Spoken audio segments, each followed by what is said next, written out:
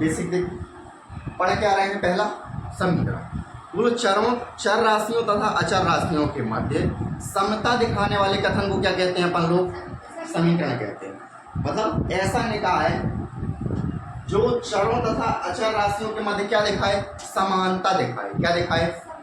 बोलो क्या दिखाए? समानता। बोले जो बीच में ये जो निशान लगा है इसको अपन लोग क्या बोलते हैं? बराबर, इक्वल है? इसको क्या पढ़ते हैं हिंदी से? बराबर या इक्वल। बोलो क्या ये समानता ही दिखा रहा है? बोलो किसके किसके मध्य? भाई ये जो चर तथा अचर हैं और ये जो चर और अचर हैं इनके मध्य क्या दिखा रहा है? समानता दिखा रहा है, बराबर दिखा रहा है। ये दोनों एक दूसरे के क्या है? बोलो ऐसे ही निकाय को या ऐसे कथन को क्या बोलते हैं अपन लोग? भाई हमने चर तथा अचर राशियां ली हैं तो दो प्रकार से भी हो सकता है। ये भी हो सकता है कि दोनों ओर चर राशियां, दोनों ओर किस प्रकार की राशियां? देखो जैसे x माइनस वाई बराबर जेड, x माइनस वाई बराबर, जरा देखो यहाँ पर x भी कौन सी राशि है, y भी कौन सी राशि है और z भी कौन सी राशि है। तो ऐसा भी हो सकता है कि इन दोनों पक्ष में, अच्छा इसके कितने पक्ष होते हैं समीकरण के? दो, एक तो बाएं पक्ष और एक दाएं पक्ष। एक को बोलते हैं LHS और एक को बोलते हैं RHS। क्लियर है? चलो बोलो ऐसा भी हो सकता है कि दोनों ओर चर राशियां हों और ऐसा भी हो सकता है कि दोनों ओर अचर राशियां। जरा इसको बोलो 8 से 3 जाएगा तो कितना मिलेगा? बोलो ये भी 5 के बराबर और तो क्या एक दूसरे के क्या है? और ये बीच वाला निशान क्या दर्शा रहा है कि ये वाला पक्ष और ये वाला पक्ष या ये वाला कथन और ये वाला कथन एक दूसरे के बराबर। बोलो ऐसे ही निकाय को या कथन को हम लोग क्या बोल देते हैं? समीकरण कहते हैं। क्या कहते हैं? अच्छा समीकरण की विशेषताएं क्या है? समीकरण की विशेषता ये है कि जो दो कथन होंगे उनके मध्य में हमेशा क्या लगा होगा? बराबर। क्या लगा होगा?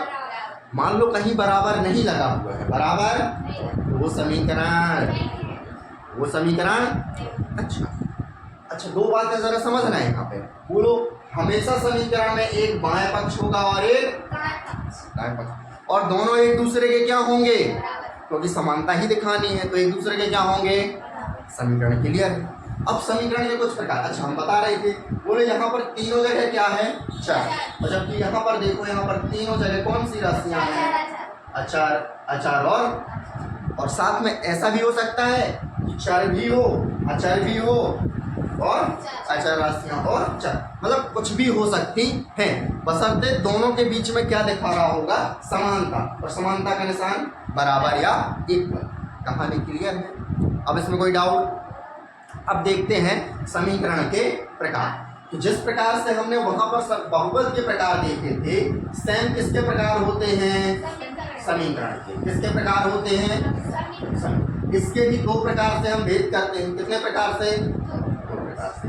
एक तो घात के आधार पर। किसके आधार पर?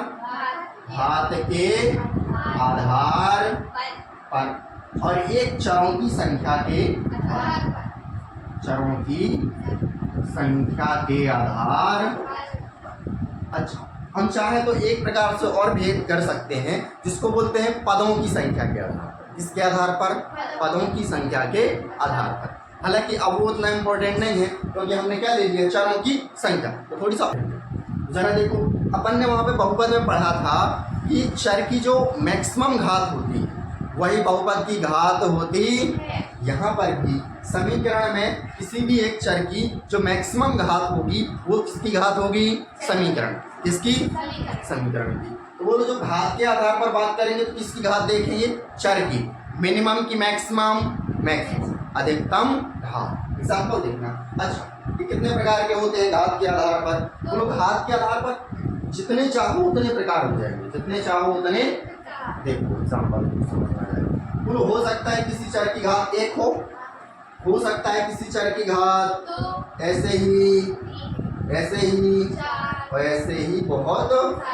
ऐसा भी हो सकता है कि बहुत सारी घातें हों। बोले इनको पढ़ेंगे कैसे? देखो जो एक चर वाला होता है उसको हम पढ़ते हैं रैखिक। क्या पढ़ते हैं? चूंकि ये समीकरण है तो इसको क्या पढ़ेंगे, रैखिक समीकरण। मान लो बहुपद होता तो रैखिक बहुपद। चलो, जिसकी घात 2 होती है उसको पढ़ते हैं द्विघात। यहाँ पर क्या है, 2 समीकरण। मान लो जिसकी 3 घात है तो द्विघात, जिसकी 4 घात है तो चतुर्थ घात। क्लियर है? ऐसे ही ये भी बढ़ता, कोई डाउट? तो घातों के आधार पर रैखिक, द्विघात और त्रिघात। बात कर रहे हैं चरों की संख्या। अच्छा, चरों की संख्या भी इसी प्रकार होगी, किसी में एक चर होगा, किसी में किसी में ऐसे ही बहुत सारे। बोलो हाँ या ना? बोलो जिसमें एक चर होगा उसको बोलेंगे एक चर वाला। यहाँ बात किसकी कर रहे हैं, तो किसको बोलेंगे? मान लो बहुपद की कर रहे होते तो समीकरण।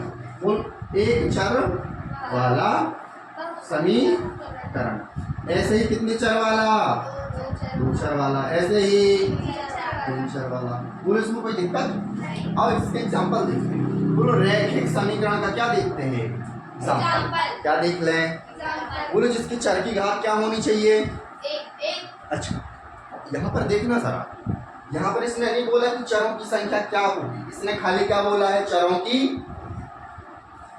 घात। क्या बोली, घात। तो चाहे चर कितने भी हो उनकी घात मैक्सिमम कितनी होनी चाहिए, एक। उसको क्या बोलेंगे अपन लोग, रैखिक समीकरण। एग्जाम्पल देखो जरा, जैसे x - 5 बराबर 0, x - 5 बराबर 0, बीच में क्या लगा है, मतलब कि क्या है, समीकरण। कुल चर क्या है, x। कितने चर हैं यहाँ पर, एक ही चर है। इसकी घात क्या है, बोलो घात 1 है तो उसको क्या पढ़ेंगे, रैखिक समीकरण। एक एग्जांपल इसी का और देखो, मान लो x - y बराबर 7, x - y बराबर 7। चलो बोलो ये भी चर है और ये भी चर। चलो इसकी घात कितनी है, इसकी भी घात कितनी है, एक ही एक है। बोलो मैक्सिमम घात कितनी है, एक ही है। कितनी है, तो ये भी क्या है, रैखिक समीकरण। क्लियर बात, इसमें कोई दिक्कत? ऐसे ही चरों की संख्या चाहे जो हो, घात मैक्सिमम कितनी होनी चाहिए, उसको क्या पढ़ोगे, रैखिक समीकरण। अब बात करते हैं द्विघात समीकरण। देखो द्विघात समीकरण को देखना। बोलो घात कितनी होगी, अच्छा, बराबर। बोलो चर की मैक्सिमम घात कितनी है, यहाँ पर भी। बोलो इसको क्या पढ़ेंगे, द्विघात समीकरण। क्लियर बात है, वो क्लियर है कि नहीं? और देखो एग्जांपल, बोलो x² - 7x - 10 बराबर 8। बोलो इस प्रकार के बहुपद अपन ने सॉल्व किए हैं, यदि ये बराबर ना रहे तो ये बहुपद ही है। चलो देखो, अच्छा बोलो इस x की घात कितनी है, 1, और इसकी क्या है, बोलो माने कौन सी? बोलो हमने बता रखा है कि चर की मैक्सिमम घात ही समीकरण की या बहुपद की घात कहलाती। बोलो यहाँ पर मैक्सिमम घात कितनी है, बोलो क्या कहलाएगा, द्विघात समीकरण। क्लियर बात, द्विघात समीकरण। क्लियर बात, कोई डाउट? ऐसे ही 3 घात वाला होगा, 4 घात वाला, कोई दिक्कत? आप मान लो बराबर ना लगा होता तो उसको बहुपद बोल देते। अब बात किसमें करें, चरों की संख्या के आधार पर। बोले यहाँ पर क्या बोला है, एक चर वाला। यहाँ पर अब घात से अपन को कोई मतलब नहीं, खाली किससे मतलब है, चरों की संख्या। अभी किससे मतलब है, चरों की संख्या, घात से कोई मतलब नहीं। एग्जाम्पल देखना जरा, बोलो x की घात 7 - x बराबर 0। चलो x की घात 7 - x बराबर 0। कुल चर क्या है, यहाँ पे कंफ्यूजन नहीं होना कि सर दो चर, चर का नाम क्या है, कितने चर हुए, एक ही चर है जिसका क्या नाम है, यहाँ पर कंफ्यूजन नहीं। मान लो यहाँ पे y होता, क्या होता, तो कितने चर होते, लेकिन यहाँ पर खाली क्या है, कितने चर माने जाएंगे। तो ये ना कहना सर एक चर ये, एक चर, लफड़ा हो जाएगा, समझ गए? बोलो एक चर वाला समीकरण। देखो घात से कोई मतलब किसमें, चरों की संख्या के आधार पर। अगला बोलो एक चर वाला हो गया, बोलो कितने चर वाले, 2। बोलो स्वाभाविक सी बात है, इसमें भी कितने चर होंगे, 2। एक x दूसरा y। बोलो इसी प्रकार 3 चर वाला और 4 चर वाला। अच्छा अब यदि इन दोनों को मिला दें इन दोनों को क्या कर दें, मतलब घात के आधार पर भी देखें और चरों की संख्या के आधार। तो देखो क्या होगा, देखिए दोनों को क्या करने वाले हैं, मिक्स करने वाले हैं। क्या करने वाले हैं, मिक्स। तो देखना क्या होगा, बोलो एक तो घात के आधार पर भी बात करेंगे और दूसरी चरों की संख्या। जरा चैप्टर का नाम पढ़ो, क्या है, दो चरों वाला रैखिक समीकरण। बोलो जिसमें कितने चर होंगे और घात कितनी होगी, क्योंकि कौन सा है, रैखिक। बोलो x माइनस वाई बराबर 7, x माइनस वाई बराबर, अच्छा इसको दोनों के आधार पर पढ़ना है, घात के भी आधार पर और चरों की। अच्छा देख पहले चर देखते हैं। बोलो पहला चर क्या है, दूसरा चर, कितने चर है भाई, दो। बोलो दो चरों वाला, दो चरों वाला। घात देखो जरा, x की कितनी है, y की कितनी है, बोलो कौन सा, एक में घात में कौन सा, रैखिक। बोलो दो चरों वाला रैखिक समीकरण। बोलो किसी को कोई डाउट। एक एग्जांपल और देखो, मान लो यहाँ x है, यहाँ पर क्या ले लें, 2x, और यहाँ पर 7 बराबर माइनस, यहाँ पर z मत ले लेना, 3 4 हो जाएंगे, है ना, नहीं तो किसी का मन हो रहा हो z लेने का। चलो बोलो पहला चर, दूसरा चर, कितने चर हैं, बोलो अचर से मतलब खाली किससे मतलब है, चर से। बोलो दो चरों वाला। बोलो घात कितनी है समीकरण की, है इसकी भी और इसकी भी, तो रैखिक समीकरण। बोलो बात समझ में आई कि नहीं आई, आ गई। अच्छा मान लो यहाँ पर जो घात 1 है, घात कितनी है, यहाँ पर कितनी कर रहे हैं, 2। बोलो कितनी कर दिए, बोलो अब इसमें क्या चेंज होगा, बोलो यहाँ पर घात की 1 की वजह से रैखिक आया है, अब वहाँ घात 2 की वजह से क्या आ जाएगा, द्विघात। ऐसे ही 3 घात आई तो